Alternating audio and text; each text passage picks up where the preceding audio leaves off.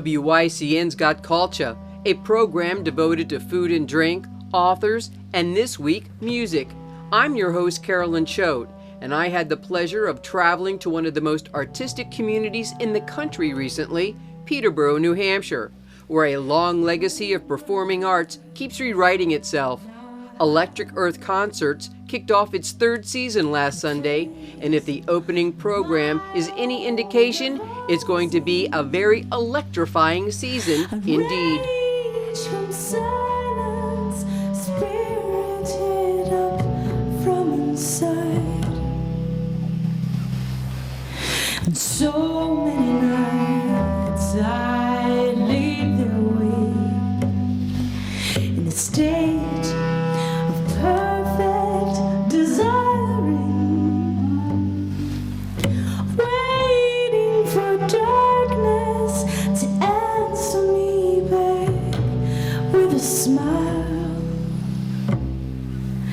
Love, what have you done to me? I'm without alibi.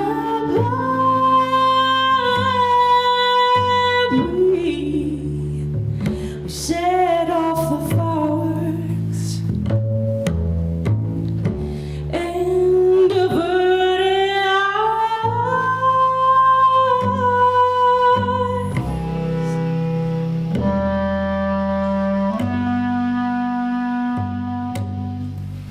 IndraHD Trio is one of 13 Electric Earth concerts scheduled through November and represents some of the world's most exciting artists performing today.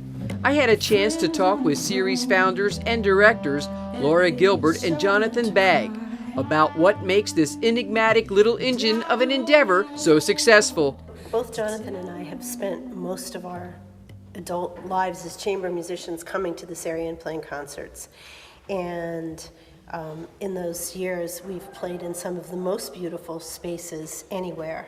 These beautiful meeting houses and churches that date back to the 1800s, early 1900s even, all these beautiful spaces that were designed acoustically to be beautiful so that people could hear the choirs and the speakers. So we got really spoiled. And one thing that people always said to us when we were here in the summertime was, it would be great if there was stuff like this going on in the winter.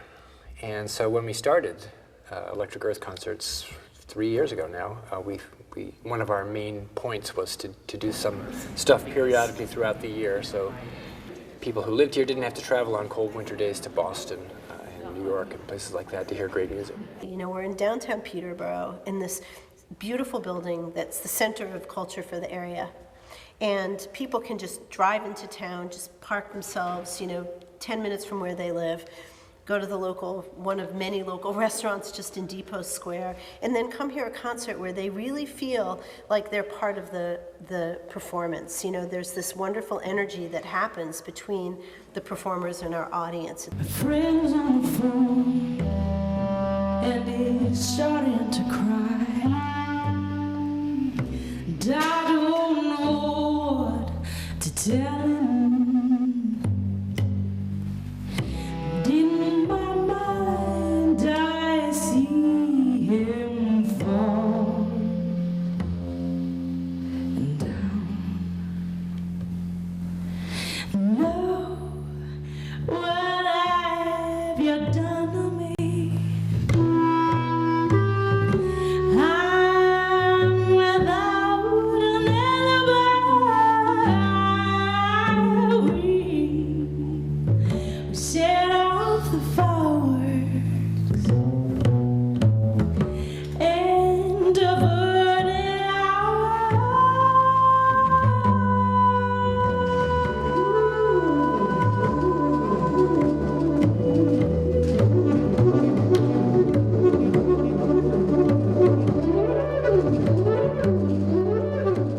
What makes it special to come back to this area of the country? Oh, it's really the people. They're just so warm and welcoming. I love New England. I've always loved New England. Even from New York, I've always just felt at home up here. me having lived here for the last 25 years of my life, I know there's just some special vibe. The people love and appreciate music. I know you've lived at some other places, Denmark and New York City, of course. They do also appreciate music, but there's just something about the land and the culture. My little theory is that people have a quieter life up here, and so then they can, when they go home and they listen to something, or when they're not at work, they're concentrated on what they're enjoying in their free time in a way that's more centered than people who are in places where there's a little too much going on and there's, you know, too much noise or distractions. And so then people go a little deeper into whatever it is that they're interested in, whether that's crafting or music. And so then when they go and enjoy something, they're really there. This is one we steal from the beautiful Nancy Wilson. And it's one I like to sing mainly because I think it's that nice cross-section between African American culture and jazz in a song, from my view.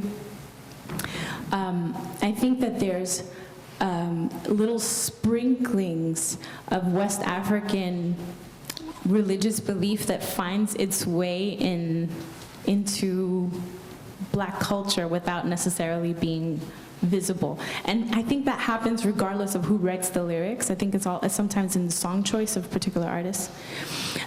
As Protestant as Black Americans are, you know, because the ones who made it here were never Catholicized, but as Protestant as they are, you know, West African religious tradition has a lot of funny irony in it, and Black humor, and absurdity. You know, there's this sense that you think you have control, or you think you know nothing. Like, there's this constant reminder that it finds its way into West African fables, which is really about remember the little seeds you're dropping around the universe. You know, they grow and they could become the plant that strangles you, right?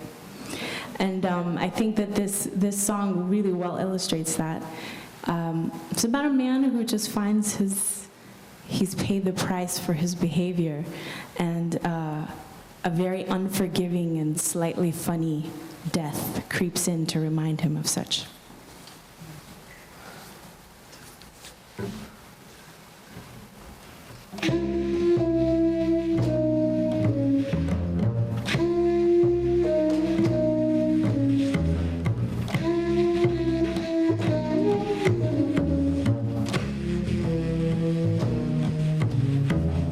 Hey, you old man sitting by the lonesome road.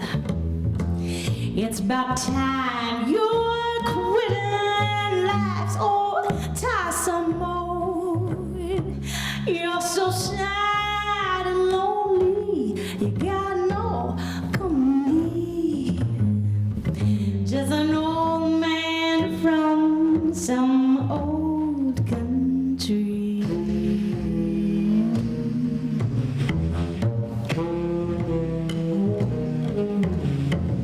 You ain't sad, no children ain't not by your side. You left all your women ain't just satisfied. Don't just sit there clinging to a memory of a love left in some old country.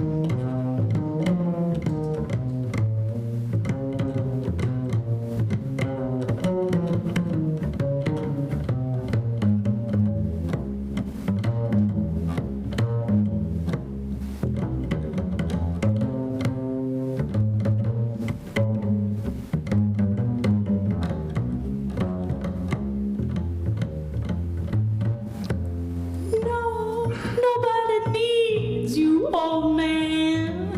Nobody called your name. Nobody even whispers. Ain't that a doggone shame?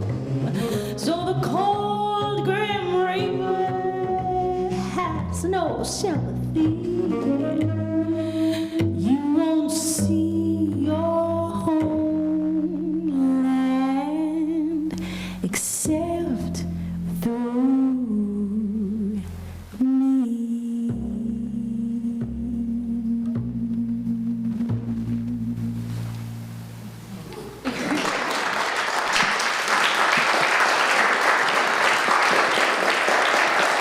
Taos, New Mexico is known for the vibrations. So when I hear Electric Earth and know the history of this place artistically, going all the way back to Martha Graham or the McDowell Colony, and so, you know, Leonard Bernstein and Pulitzer Prize winning authors and playwrights, I think it's no mistake. And Mount Monadnock, they say it's a real bedrock, excuse the pun, of culture and fine performing arts. I think it's no mistake that that would be part of that name of which you've chosen. Many of the artists who have made their home here say that there is actually like a magnetic field, you know, an electric field from the mountain that inspires creativity. And we started our music festival in Jaffrey, New Hampshire, which is really at the foot, literally at the foot of that mountain. The festival got its name, though, Electric Earth, because there was a time when Beethoven was talking with one of his good friends, and he wanted to explain what he thought music was, the art of composing. And he felt that music, the inspiration for music comes from somewhere above, some divine source. But it takes a composer who has this craft and this art that he's worked on his entire life to be skilled at, to transform that inspiration into art and into an expression for the human spirit. And so he used the word music is the electric soil, yeah. that is the source of that Creation and invention. Yeah. This next one is one that we've never recorded, partly because I think it's just so sacred. I don't want to mess with it. I have no shame in playing it, but somehow recording it feels a little too far. But it's People Get Ready.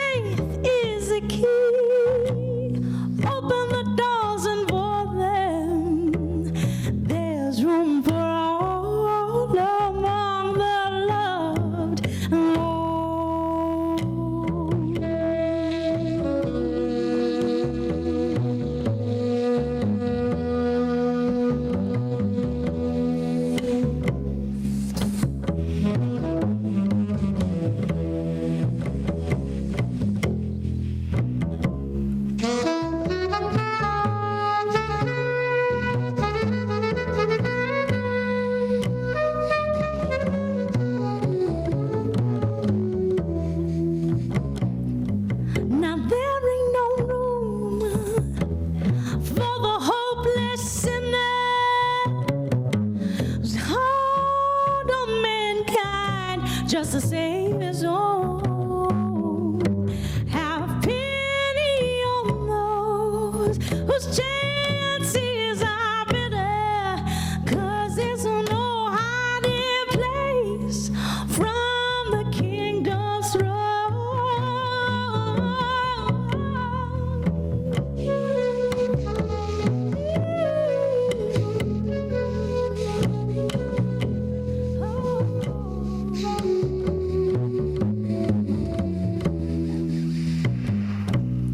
People, get ready.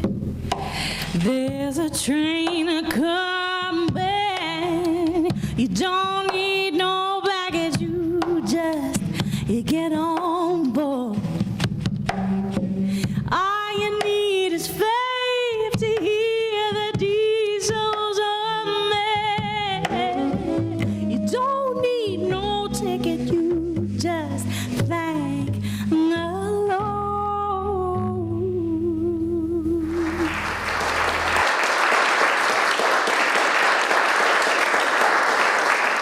When I read your background, I was left with the sense that you're not a competitive person, No. and we know that the entertainment business can be rather cutthroat. So, and yet, through a very musical upbringing, your father is a trained and very renowned bass player, is it? Mm-hmm. And that those ties were there. You were gifted and born with a beautiful voice. So you tried it a little bit, maybe got a little skittish about it. And yet music kept chasing you and presenting itself to you. It was always on your terms, however, and it kept coming to you. That's so remarkable that you didn't even have to do it that way, the conventional way. It Yeah. kept chasing you around the world. You hit it. You said it in a better way than I can, really, is that I'm able to do it on my terms, which I never really thought was possible. And the opportunity was presented to me, you know. So I'm just blessed and happy. I mean, I couldn't have forced it this way, you know. It's unfolded in such a natural way that I don't have to do anything I don't want to do, and I'm able to give myself fully to that I do because I don't have to force it. Does it help, obviously, that you're married to Yeah. a musical soulmate? Yeah. And so that had to figure in the picture. So as I remember looking at the short documentary about you and your husband, Yeah. you were literally working as a waitress Yeah. in New York City. Yeah. But fill in the blank here, because just because you were a waitress and he thought you were obviously beautiful, where did the music, how did the music happen? That's like the universe's will. And that has nothing, I mean, it's crazy. So because- he came from Denmark and he was in the neighborhood. Yeah, he came, he happened, the magic in it is so incredible. So I had given up singing and I decided I wanted to go to grad program, but I needed a little mental space before going to the grad program, so I started waitressing. He happened to be in New York to study jazz for 3 months. I happened to quit my day job and take a day job as a waitress 2 weeks before he came. He walks in as a customer because a friend of his, whose apartment he's staying at, says, "Go to that cafe." He never goes to cafes. Walks in, I fall in love with him. And then he's like, "Oh, what do you do? What do you do when you're not doing this?" And I'm like, "Oh, well, I like music. I kind of sing." And he's like, "Oh, that's all right. You know, everyone is a singer." So then we took a drive up to Brattleboro, actually, because I wanted to show him the beauty of Pioneer Valley. And took a drive up, and I was singing along with Donny Hathaway in the car. And he was like, "Well, you said you were a singer, but you didn't say you were a good singer." And I was like, "Okay." And so then, you know, we moved to Denmark, and you can actually live as a musician in Denmark. There's so much support. Yeah. So if we hadn't spent 6 years there, we wouldn't have been able to play together. But that's what we do. So we just happened to fall in love, and we happened to really enjoy working together. So Yeah, they fell in love. They made a baby. we made a baby. We made a very cute baby. Yeah. Beautiful baby. And Yeah. then you went on to win, and this Yeah. is just so extraordinary, the Danish Jazz Vocal Album of the Year. Yep. Yeah. So what's Dad say about that? Oh, my dad? Yeah. Oh, he's proud. He's really proud. But it's so weird. I mean, he hasn't really had anything to do with my musical Right. upbringing at all. I mean, aside from genetics, because I went to some gigs with him on weekends, but I wasn't raised by him. So I see. So he's really proud, but he's kind of like, oh, well, my genes kicked in, you know. But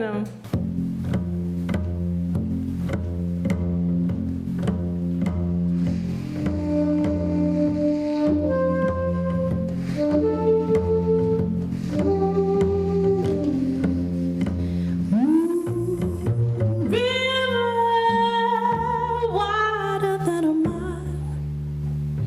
I'm crossing you in style someday. You dream maker, you heartbreaker. Wherever you're going, I'm going your way. Two drifters off to see the world. There's such a lot of world to see. We're after the same rainbows and waiting around the bend. My huckleberry friend, river and me.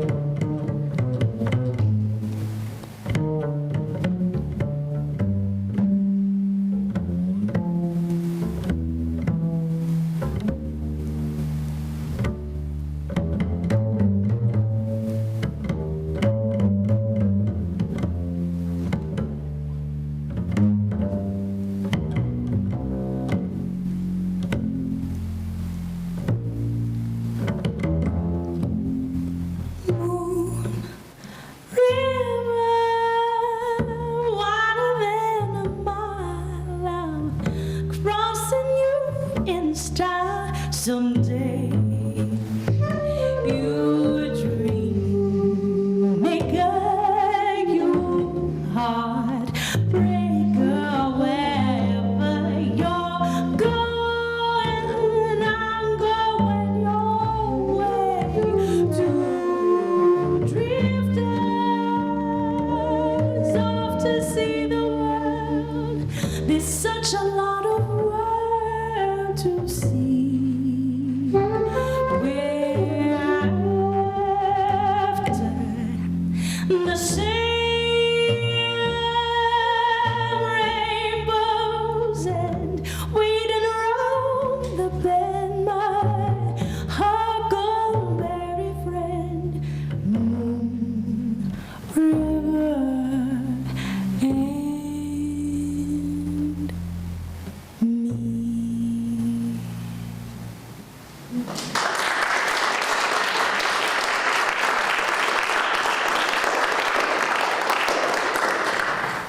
Today we're seeing an incredible trio, but it's just the kickoff of the season. Yeah. Give our viewing audience watching this taste today what more is to come. Oh my goodness. Well, we have a wonderful trio in residence called the Horshovsky Trio. And the Horshovsky Trio is going to play a concert with some of our good colleagues, including Jonathan. And that's going to include a beautiful, are they doing Beethoven Opus 70 piano trio? Is that what we decided on? right. A late Beethoven piano trio. The Borromeo String Quartet is going to play a concert of Haydn, Shostakovich, and Tchaikovsky, and that's going to be in Jaffrey. In Keene, the other side of the mountain, we are doing a really special concert on August 15th, which is going to be at the congregation Ahavis Achem, and that is going to be a piece by Osvaldo Golihov, who is one of the leading, most prize-winningest, most played composers of the day, who makes his home actually not too far from here in Western Massachusetts.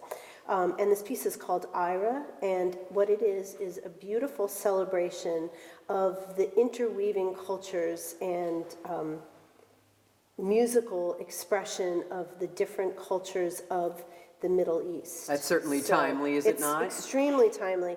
And he wrote this piece. A lot of it is Sephardic melodies, some Arabic pop music, all this stuff mixed together. And he wrote the piece as an expression of his desire to see people get along, to try to show that these different musics come from the same place. It's the same music.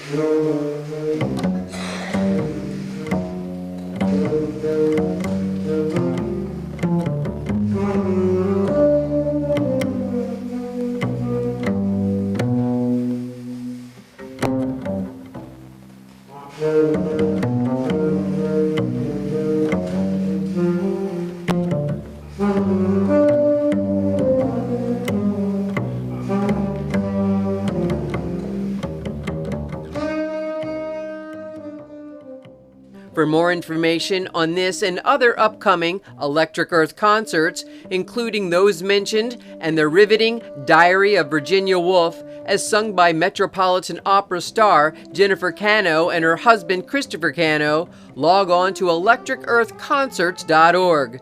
FYI, look for Indra Trio's new CD, Heartland, due to be released sometime this spring. I'm Carolyn Choate for WYCN-TV. Thanks for letting me share a little bit of Cultchah with you.